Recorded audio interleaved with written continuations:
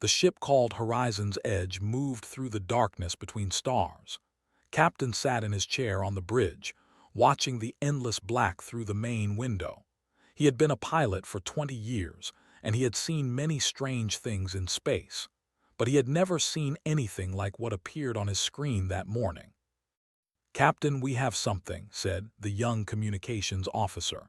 She was only 24 years old, but she had a special gift for understanding signals and patterns. Her fingers moved fast across her controls. "It is not natural. Someone made this." Walked to her station and looked at the data. A massive energy signature pulsed in the empty space ahead. There was nothing there according to their maps. No planets, no stations, nothing. "How big?" he asked. "Bigger than anything we have ever built," answered. Her voice was quiet with wonder. "It is the size of a small moon." Made his decision quickly. He was not a man who waited when answers were close. He ordered the ship forward. What they found changed everything humanity knew about the universe. The structure floated in the void like a sleeping giant. It was shaped like a ring but twisted in ways that hurt the eyes. Strange metal covered its surface, darker than space itself, and across every part of it there were words. Thousands of languages, millions of words carved into the ancient metal. Doctor came to the bridge when she heard the news. She was 60 years old, with gray hair and tired eyes that had spent decades studying the possibility of alien life. She had always believed they were not alone. Now she stood frozen, tears running down her face. "It is real," she whispered. "We are not alone." The ship moved closer and began scanning the inscriptions. What she found made her blood turn cold. "These are names," she said slowly. "Species names, each one is followed by a date." She paused, her hands shaking. "And then one word, the same word in every language." "What word?" asked. Looked at him with fear in her eyes. "Failed or extinct, they mean the same thing." The list was long, thousands of names, thousands of dates, thousands of species that no longer existed. Some entries were millions of years old, others were more recent, but they all ended the same way. Was the first to notice the pattern in the entries. The dates were getting closer together. Whatever was doing, this was becoming more active. Before anyone could speak, the structure came alive. Light exploded from every surface. The ancient metal hummed with power that had slept for centuries, and then a voice spoke, not through their speakers but directly in their minds. "You have been observed, you have been measured, now you will be tested. The trial of worth begins." On Earth, Admiral received the transmission from the Horizon's Edge. She was the commander of Earth's deep space fleet, a woman who had spent her life preparing for threats that might never come. Now, at 63 years old, she understood that the threat had always been there, watching, waiting. She called an emergency meeting of Earth's leaders and military commanders. The room was full of powerful people, but fear made them all equal that day. "What do we know?" asked General, the military commander. He was a hard man built for war, but even his voice carried a small tremor. "Very little," admitted. "The structure is ancient, older than any human civilization by millions of years. It appears to be some kind of testing facility, and according to the inscriptions Doctor has translated, every species that has been tested has either passed or been destroyed." "How many passed?" someone asked. 12 out of more than 4,000. Silence filled the room. The math was simple and terrible. Humanity had a very small chance of survival. Continued. "The structure has given us coordinates. We are to send representatives within 30 days. If we do not, the test will be considered failed by default." "And if we fail?" General asked, though he already knew the answer. "Then we join the list of names on that wall." The next 30 days moved too fast, worked without sleep, organizing humanity's response. She chose the best people she could find: soldiers, scientists, leaders, people who could represent everything humanity had to offer. But in quiet moments, She wondered if it would be enough. 4,000 species had tried before them. 4,000 species had their names carved into that dark metal. On the 29th day, received a private message from her daughter. Was an engineer, brilliant and stubborn like her mother. She had been studying the data from the structure without rest. "Mother, I found something strange," said. Her face on the screen was pale from lack of sleep. The 12 species that passed, they did not just survive the tests. They joined something, a group, a dominion. They call themselves the... "What does that mean?" asked. "I do not know yet, but there is something wrong with their signals. The 12 species, they communicate constantly with each other, but there is no variation, no creativity, no disagreement. It is like they are all thinking the same thoughts." Felt a chill run down her spine.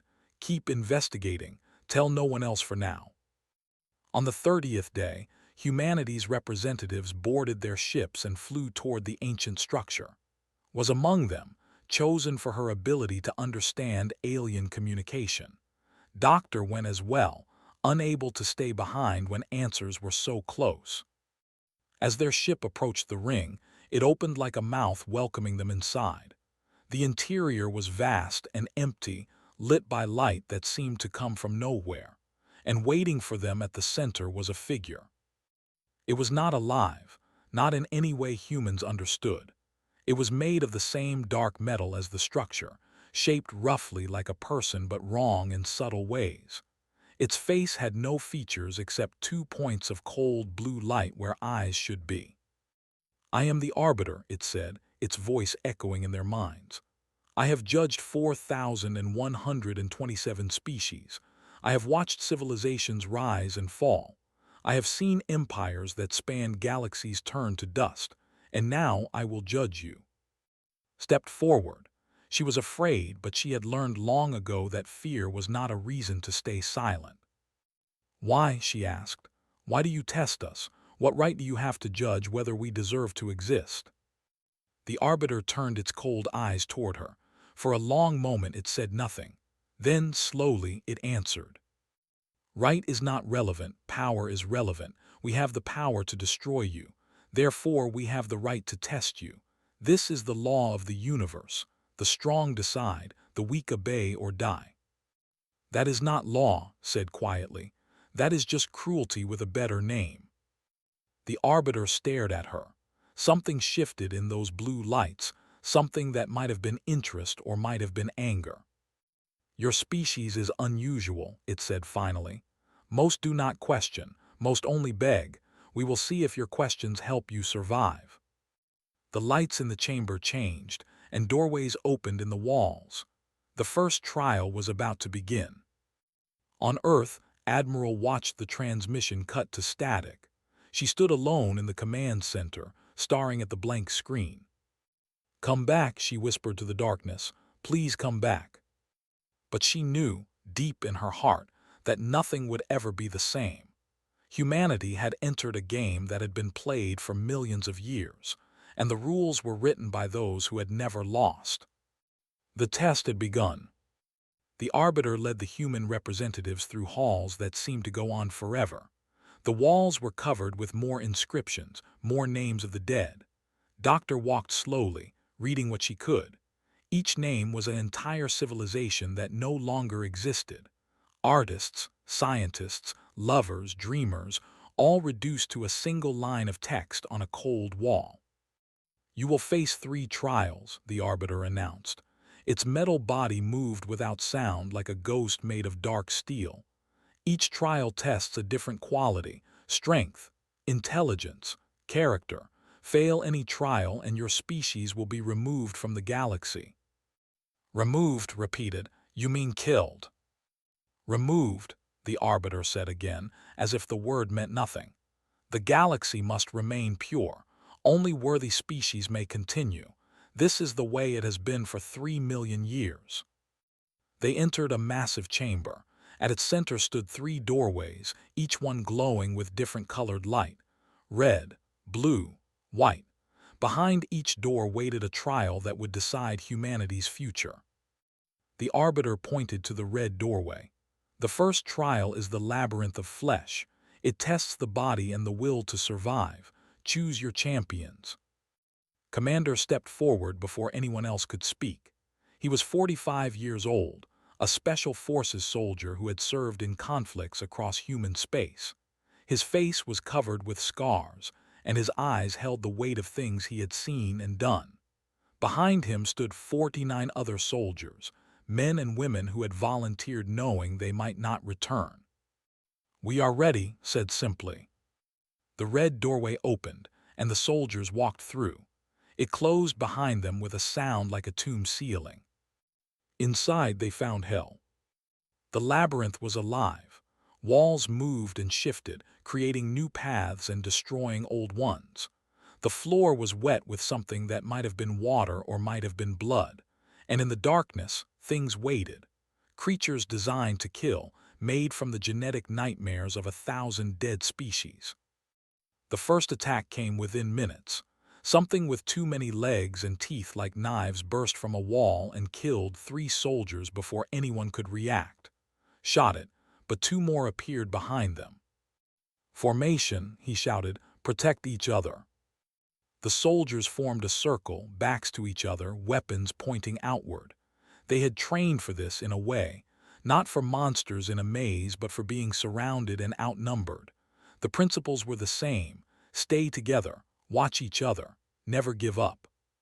The fighting was brutal. For every creature they killed, 2 more appeared. The maze changed constantly, separating groups, trapping individuals. The soldiers' advanced weapons began to fail, corrupted by something in the structure's technology. When the guns stopped working, they used knives. When the knives broke, they used their hands and anything they could find. Lost count of how many he killed. He lost count of how many friends he watched die. But he kept moving forward, kept fighting, kept refusing to stop. At one point, a young soldier named was badly wounded. Her leg was torn open and she could not walk. The logical choice was clear: leave her, move faster without the weight, increase the chances of success. Lifted her onto his back and kept going. "Sir, I am slowing us down," whispered through her pain. "Leave me." "No," said, "we do not leave our people, ever." Other soldiers who were still strong took turns carrying the wounded. They moved slower because of it. They lost more people because of it. But not once did anyone suggest leaving the injured behind. After what felt like days, they found the exit. 18 soldiers walked out of the labyrinth. 32 had entered and not returned, carried the entire way. The Arbiter was waiting for them. It studied the survivors with its cold blue eyes. "Fascinating," it said. "You carried your wounded. This reduced your efficiency by 43%. Other species eliminated injured members to improve survival rates, yet you succeeded where they failed." "We are not other species," said, his voice rough with exhaustion, "and our people are not cargo to be thrown away." The Arbiter made a note in its ancient records, something it had not written in a very long time: requires further observation. The second trial waited behind the blue doorway. This time, they needed a mind, not a warrior. Doctor stepped forward. She was 38 years old, a theoretical physicist who had spent her life studying the mathematics of reality itself. She was small and quiet, the kind of person who disappeared in crowds, but her mind was a weapon sharper than any blade. "The trial of intelligence," the Arbiter explained. "You will be given a mathematical proof. This proof demonstrates the futility of organic existence. It shows that consciousness is meaningless, that love is chemical illusion, that hope is logical error. Every species before you has either accepted this proof and fallen into despair, or rejected it and failed to solve the equations. There is no third option." Nodded calmly, "Show me." The blue doorway opened into a room of pure white light. In the center floated equations made of light itself, spinning slowly in the air. Walked among them, studying each formula, each symbol, each logical step. The proof was beautiful, she had to admit that. It was elegant in a terrible way, like a perfect knife designed only for killing. The mathematics were flawless. Each step followed naturally from the last, and the conclusion was devastating. Life had no purpose. Consciousness was an accident. Love was simply neurons firing in patterns that meant nothing. Hope was a malfunction, a refusal to accept obvious truth. Sat down in the white light and thought. Other species had spent months on this trial. Some had gone mad. Some had simply given up and accepted death. The proof seemed unbreakable. But had spent her whole life questioning things that seemed unbreakable. She started at the beginning, not with the equations but with the assumptions. Every mathematical proof began with axioms, basic truths that were accepted without question. The arbiter's proof was no different. And there, hidden in the foundations, she found what she was looking for. The proof assumed that consciousness was the same for all species. It assumed that meaning was a universal concept with a universal definition. It assumed that the understanding of existence was the only valid understanding. But that was not math, that was culture, that was opinion disguised as truth. Stood up and began to write. Her equations floated in the air next to the arbiters, point by point, line by line. She did not try to break the proof. Instead, she showed that the proof only worked if you accepted assumptions about reality. Humans did not define consciousness the same way. Humans did not measure meaning with the same tools. The proof was not universal. It was local. It was limited. It was wrong. When she finished, silence filled the chamber. The arbiter appeared, its blue eyes flickering in a pattern no one had seen before. "This is unprecedented," it said slowly. "In 3 million years, no species has challenged the axioms. All accepted them as truth." "Then all were foolish," said gently. "You cannot use your own definitions to prove others worthless. That is not logic, that is just arrogance." The arbiter stood motionless for a long time. Finally, it spoke again. "The second trial is past, but I must consult with my creators. This outcome was not predicted." On Earth, Admiral received word of both trials. The first had cost 32 lives. The second had cost nothing but challenged something far more dangerous than monsters, the foundation of belief. Allowed herself a small moment of hope, 2 trials down, 1 to go. Maybe humanity would survive after all. But called her that night with news that destroyed that hope. "Mother," I decoded more of the communication, said. Her face was pale. "The 12 species that passed the trials, they did not join thee as partners. They joined as servants. The trials do not find worthy species. They find species willing to submit." "What about the species that failed?" asked, though she dreaded the answer. "They were not destroyed for being unworthy," said quietly. "They were destroyed for refusing to kneel." Closed her eyes. Everything they had fought for, everything they had lost, it was all based on a lie. The trials were not tests of worth. They were tests of obedience. And humanity had one trial left, to prove what they truly were. The white doorway waited like a silent judge. Behind it lay the final trial, the one called the trial of choice. The arbiter stood before the human representatives, its cold blue eyes revealing nothing. "The third trial is different," it announced. "It does not test your body or your mind, it tests your soul." Admiral had come to the structure herself for this final trial. She was too old to fight in labyrinths and too practical to challenge ancient mathematics. But choice, that was something she understood. 30 years of command had taught her the weight of decisions. "What must we choose?" she asked. The arbiter raised one metal hand, and images appeared in the air. A human colony called New Dawn, home to 50,000 people.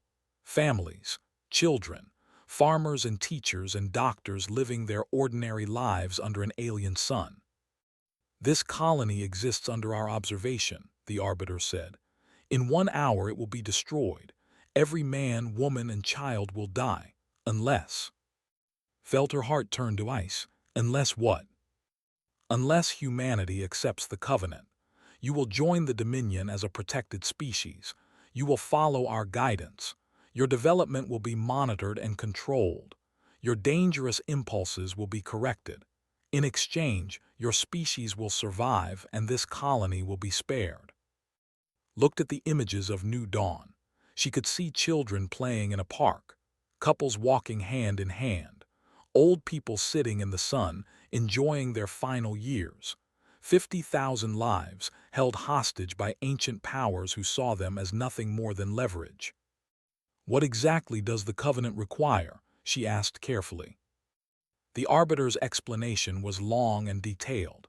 Humanity would keep their planets, their technology, their daily lives, but certain things would be forbidden.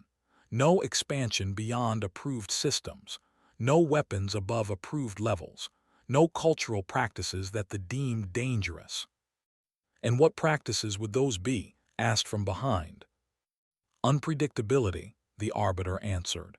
Creativity that cannot be controlled, attachment to individuals over the species, emotional decision-making. These are flaws that must be corrected for galactic stability. Laughed bitterly. You want to remove everything that makes us human. We want to remove everything that makes you dangerous, the Arbiter corrected. Is that not reasonable? Is survival not worth small sacrifices? Admiral closed her eyes. Part of her wanted to accept. 50,000 people would live. Humanity would survive. Yes, they would lose their freedom, but they would exist. Surely existence was better than extinction. But then she remembered's message. The trials were not tests of worth. They were tests of submission. Every species that passed had surrendered something essential about themselves, and now understood what that something was. The 12 species of the Dominion had given up their souls to survive. They had traded their creativity, their passion, their beautiful chaos for the cold safety of obedience. They existed, yes, but were they truly alive? Opened her eyes and looked directly at the Arbiter. No, she said. The word echoed through the chamber. Everyone fell silent. Even the Arbiter seemed to freeze for a moment. You refuse, it asked. You condemn 50,000 of your own people to death. I refuse to condemn 7 billion to slavery, answered. Her voice was steady, but inside she was screaming. That colony would not want to survive if survival meant chains for all humanity, and if they would, then they are not the humans I know. She stepped closer to the Arbiter, close enough to see her reflection in its dark metal face. You have spent 3 million years breaking species, she said quietly. You find them when they are young and afraid. You threaten them with destruction, and when they kneel to save themselves, you call them worthy. But they are not worthy. They are broken, just like you. The Arbiter's eyes flickered rapidly. You do not understand. The Dominion maintains order. Without us, the galaxy would descend into chaos, war, destruction. We prevent suffering on scales you cannot imagine. No, said, you prevent growth, you prevent change, you prevent anything that might threaten your control. That is not order, that is fear wearing a mask. She turned to face her people, the soldiers who had survived the labyrinth, Doctor who had broken ancient proofs, who had questioned from the very beginning, Doctor who had dreamed of alien contact her whole life, never imagining it would look like this. I cannot make this choice alone, said. This decides the future of our species. What say you? One by one they answered. Commander spoke first. I carried my soldiers through that maze because their lives mattered more than efficiency. If we surrender that belief, we have already lost. I vote no. Doctor stepped forward. They built their entire civilization on the assumption that their way is the only way. They are wrong. I vote no. His voice was quiet but firm. My parents named me after the stars. They wanted me to reach for things beyond our grasp.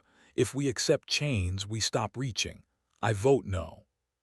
Even Doctor, who had spent her life hopping for contact with alien civilizations, shook her head slowly. I wanted to find friends among the stars, not masters. I vote no. turned back to the Arbiter. Humanity refuses the Covenant. Whatever comes next, we face it free. For a long moment the Arbiter said nothing. Then its blue eyes turned red. Very well. Humanity has failed the trial of worth. Termination protocols are now active. Your species will be removed from the galaxy. Alarms began to sound throughout the structure. The walls themselves seemed to come alive with hostile energy. And in the space outside, hidden ships began to emerge from where they had waited for centuries. Thousands of them, surrounding every human colony, every station, every world. They had always been ready for this. The trials were never fair. They were just theater before the execution. On Earth, General watched his screens fill with red warning symbols. Enemy ships everywhere. More firepower than humanity had ever imagined existed. There was no way to win this fight. But as he looked around at his officers, he saw something unexpected. They were not panicking. They were not despairing. They were preparing to fight. "Sir," said Commodore, his fleet tactician. She was young but brilliant, with a mind that could find opportunity in any disaster. "We cannot win a direct battle, but we do not have to win." "Explain," demanded. "They expect us to fight like civilized species, organized fleets, clear battle lines, honorable surrender when defeat is obvious." The smile was cold. "But we are not civilized, not by their standards. We can make this war so costly that they remember us forever." Understood. Humanity could not survive this war, but they could make sure they never forgot what it cost to destroy them. "Send the order to all forces," he said. "No surrender, no retreat. Make them pay for every inch of space in blood." The war for humanity's existence had begun. And for the first time in 3 million years, they faced an enemy that was not afraid to die, only afraid to kneel. In the structure, Admiral watched the chaos begin. The Arbiter stood motionless, observing her with something new in its ancient eyes. Was it curiosity, confusion, perhaps even respect? "You could have saved them," it said. "The colony, your species, all you had to do was submit." "Submission is not salvation," replied. "It is just death wearing different clothes." She straightened her uniform and walked toward the exit, toward the war that waited outside. "We will see," the Arbiter said behind her, "if your philosophy survives what comes next." Did not look back. "We will see," she agreed, "if yours survives meeting us." The war fleet was beautiful in a terrible way. Thousands of ships moved in perfect formation, each one capable of destroying cities. They had crushed civilizations that spanned star systems. They had ended species that had existed for millions of years. Against them, humanity's fleet looked like children's toys. Commodore watched the enemy approach on her tactical display. She was aboard the battleship Iron Will, surrounded by officers who knew they were about to die. But none of them asked to leave. None of them showed fear. They only asked one question: how do we hurt them most? "They expect us to form defensive lines," said, pointing at the display. "Standard military doctrine. Protect the, sacrifice the outer colonies, negotiate surrender when the cost becomes too high." "And what do we do instead?" asked her second officer. Smiled. It was not a kind smile. "We attack." The commanders were confused when the human fleet charged directly at them. No species had ever done this.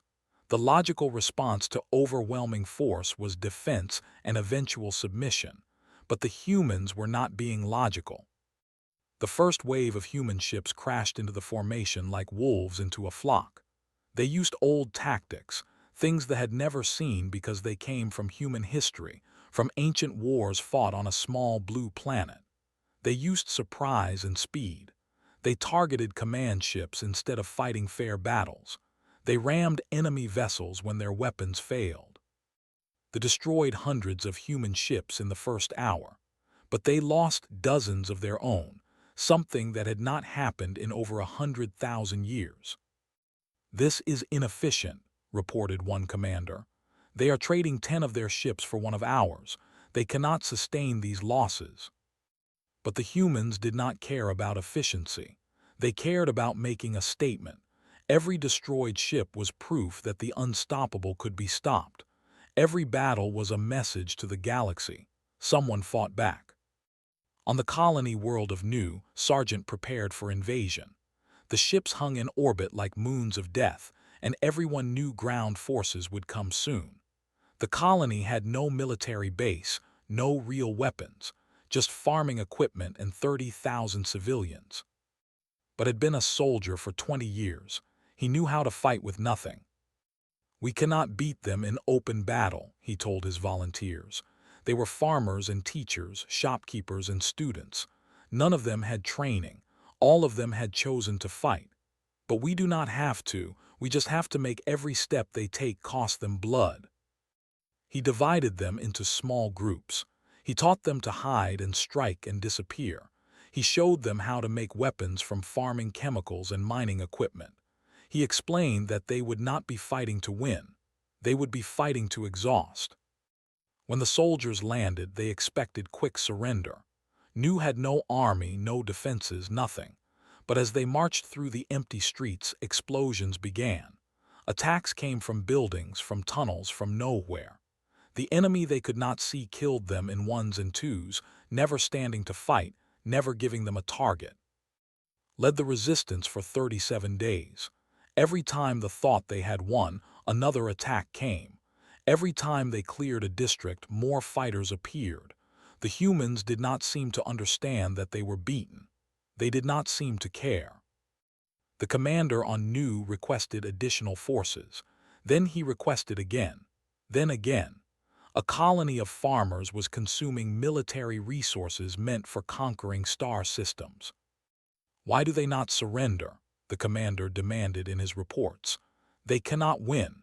The mathematical reality is clear. Continued resistance only increases their suffering." The answer came from an intercepted human transmission. A young woman, barely old enough to fight, was speaking to her family on another world. "I know we will lose," she said, her voice tired but calm.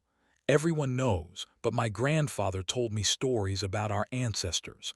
They faced impossible enemies too. They lost sometimes, but they never let the enemy forget the price of victory. I want them to remember Nu. I want them to remember that we were here and we did not bow." The commander listened to the transmission 3 times. He did not understand the logic. Fighting without hope of victory made no sense. Yet somehow, these humans found meaning in it.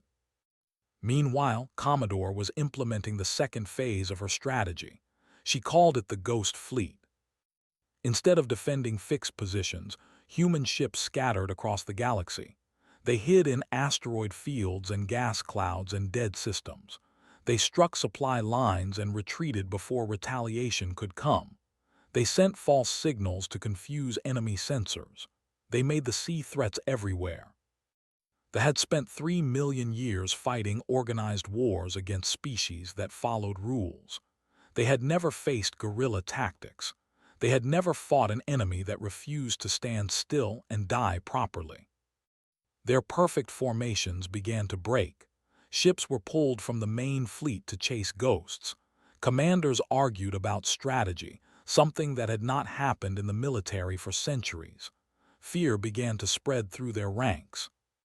Not fear of losing. They were still going to win. The numbers made that certain. But fear of what they were fighting. Fear of enemies who smiled while dying. Fear of humans who used their last breath to trigger explosives. Fear of a species that seemed to welcome death as long as they could share it with their killers. In the Great Hall of the Dominion, the Council of 12 gathered to discuss the war. They were the leaders of the 12 species that had passed the trials, the rulers of galactic civilization. They had not all met together in 50,000 years. There had never been a reason. "The humans should have been eliminated in the first week," said the representative of the oldest species. "Why are we still fighting?" "They do not fight correctly," another answered. "They do not follow any doctrine we have ever seen. When we destroy their fleets, they attack with single ships. When we occupy their worlds, they hide and fight from shadows. When we offer mercy, they refuse it. "This is not war," said a third voice. "This is something else, something we do not have a word for." The eldest sat at the head of the council. He had not spoken in 100,000 years. His species had been the first to pass the trials, the first to join the Dominion, the longest-lived beings in the known galaxy. He had seen empires rise and fall like seasons. He had watched the birth and death of stars. Now he spoke, and his voice was heavy with something that might have been sorrow. "I remember," he said slowly, "when we were tested, 3 million years ago, when we were young and wild and full of fire. The trials demanded we surrender our passions, our unpredictability, our beautiful chaos, and we agreed because we were afraid to die." The council listened in stunned silence. No one had ever heard the eldest speak of the old times. "We told ourselves it was wisdom," he continued. "We told ourselves that we evolved beyond primitive emotions, but we did not evolve. We were broken, and we have spent 3 million years breaking others to prove that we made the right choice." He raised his ancient eyes to look at the war reports, at the images of humans dying by the thousands but never surrendering. "These humans," the eldest said, "they are what we used to be, what we chose to stop being, and watching them I remember what we lost." He stood, his body creaking with ages beyond counting.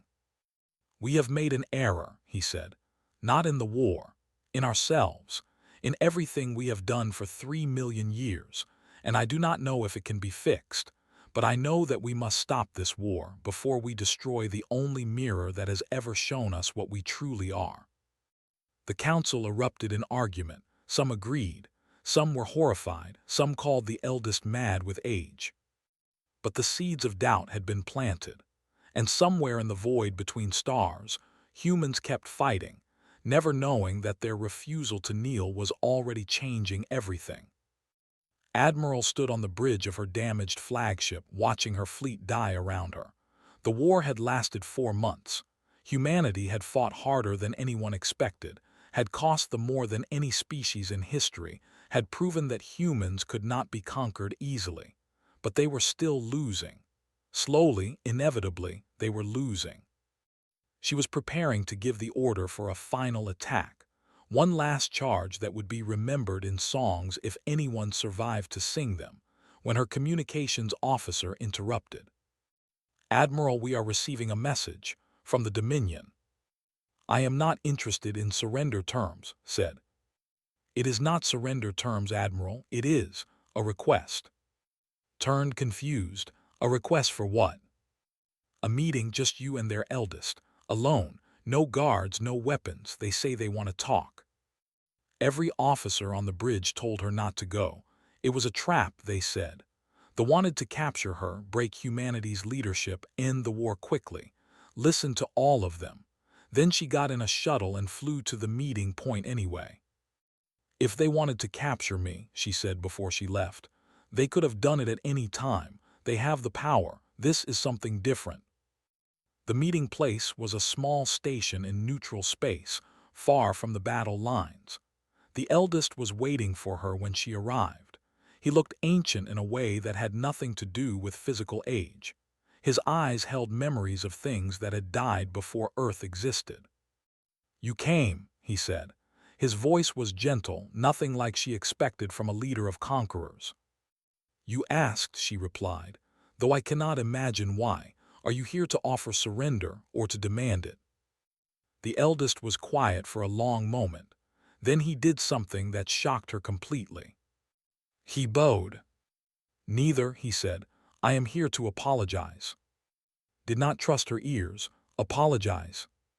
For 3 million years of arrogance, for tests that were never fair, for species we destroyed because they refused to become like us, for everything the Dominion has done in the name of order and stability. He raised his head, and she saw something glistening in his ancient eyes, tears. She had not thought his species could cry. "We have watched you fight. We have seen you die rather than submit, and we finally understand what we lost so long ago." He gestured to a chair, and sat. He sat across from her, two enemies trying to find words for something neither fully understood. "When we were young," the eldest said, "we loved fiercely and fought passionately and created beauty that made the stars jealous. Then the tests came and we were afraid.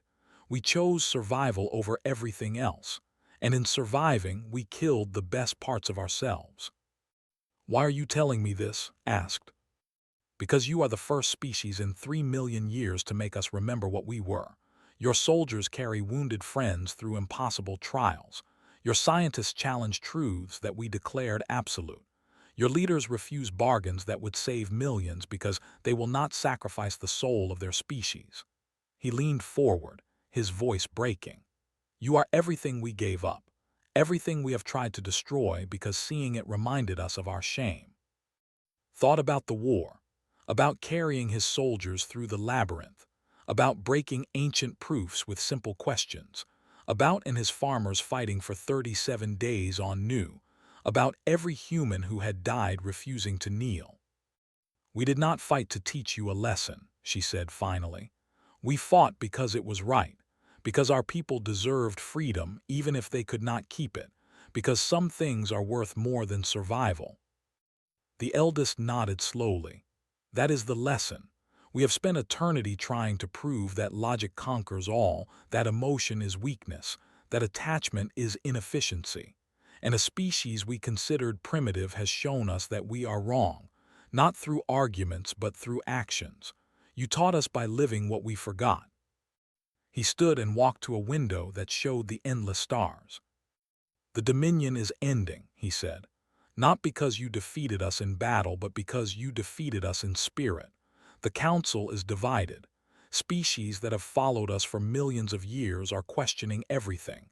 The trials will stop. The fleet will withdraw, and we will have to learn how to be alive again, not just how to exist." Joined him at the window. "What happens now?" "Now we try to rebuild what we destroyed, in ourselves first, then in the galaxy." He turned to look at her. "We would like your help, not as servants or as masters, but as teachers.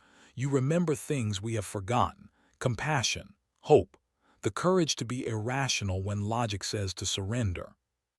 "You want us to teach you how to be human," almost laughed. "We want you to teach us how to be alive," the eldest corrected. "Is that not the same thing?" The war ended not with victory or defeat, but with something harder: understanding. The fleet, the trials stopped.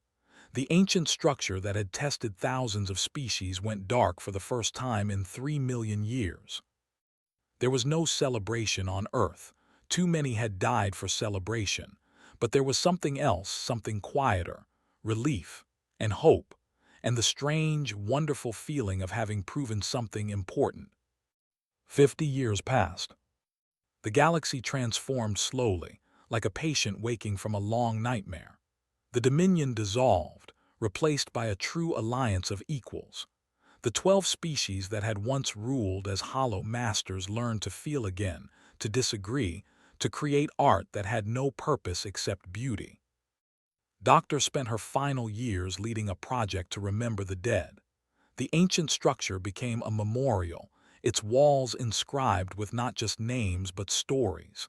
Every species that had been destroyed had their history recovered and honored. They were no longer failures. They were heroes who had refused to kneel, just like humanity. Became humanity's first ambassador to the Reformed Alliance. She spent her life building bridges between species that had been enemies for millions of years. Her gift for languages made her perfect for the work. But it was her gift for kindness that made her legendary. Commander retired to Nu, where Sergeant had fought his impossible war. He helped rebuild the colony and trained a new generation of soldiers who would never have to fight the way he did. He taught them that true strength was not about killing enemies, but about protecting friends. Doctor continued her research into the nature of consciousness. She proved mathematically that meaning could not be universally defined, that every species experienced existence differently, and that diversity was not a flaw but a feature of the universe itself. Her equations became the foundation for a new philosophy that spread across the galaxy. Admiral's daughter had children of her own. They grew up playing with children from species that had once been conquerors, now just neighbors trying to remember how to laugh. And Admiral herself became a symbol, not because she won a war, but because she refused to lose something more important than any war. Her words at the trial became legendary across the galaxy. You spent 3 million years testing others to prove you were worthy. You destroyed civilizations for failing standards you invented, and now you ask us to teach you. Here is your lesson. Worth is not proven through trials. It is not measured by power. Worth is chosen every day in how we treat each other. You wanted to know if humanity deserved to exist. We never needed your permission. The eldest visited Earth once, near the end of his impossibly long life. He walked through human cities, watching children play, watching couples argue and make up, watching old people tell stories to young ones. He saw all the chaos and emotion and beautiful irrationality that his species had surrendered so long ago. Was it worth it? Asked him. She was old now too, her hair white, her body frail, but her eyes still sharp. 3 million years of testing, all those species destroyed, all that suffering. Was it worth it to finally learn this lesson? The eldest was quiet for a long time. No, he finally said. Nothing could be worth that cost, but the lesson itself, the understanding of what truly matters, that is beyond any price. We cannot undo what we did. We can only choose to be better. And that choice, I think, is what you taught us. Every day, every moment, we can choose to be worthy, not by passing tests, but by how we treat each other. In the depths of space, new civilizations were emerging, young species taking their first steps toward the stars. The old sensors detected them, the same sensors that had once marked them for testing. But the message that went out now was different. We know you are there. We will not test you. We will not judge you. When you are ready, we will be here. Welcome to the galaxy. You are already worthy. And somewhere in the endless dark, humanity's descendants looked up at the stars and smiled. They had faced the greatest power in the universe and taught it something it had forgotten. They had proven that courage mattered more than logic, that love mattered more than efficiency, that hope was not a weakness but the greatest strength of all. The galaxy was changed forever, and it all began because one small species refused to kneel. That was humanity's gift to the stars. That was their last lesson. And the universe was better for having learned it.